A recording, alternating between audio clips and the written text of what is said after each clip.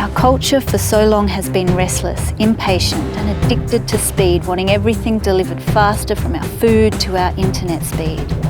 With that suddenly disabled, we slowed down.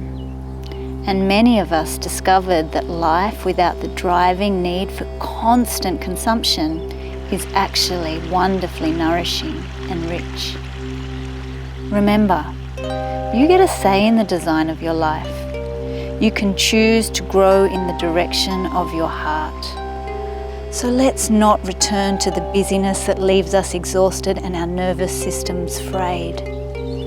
This experience has taught us how deeply connected we all are. I hope we emerge from it more embodied, more anchored. I hope we can be softer together and continue to hold each other tenderly. I hope we can continue to consume less, realizing that which sustains us is actually much simpler. We can let go of all that no longer serves us, edit out the non-essentials and imagine another world, one that aligns with our heart's deepest longing. And in doing so, maybe even save our planet.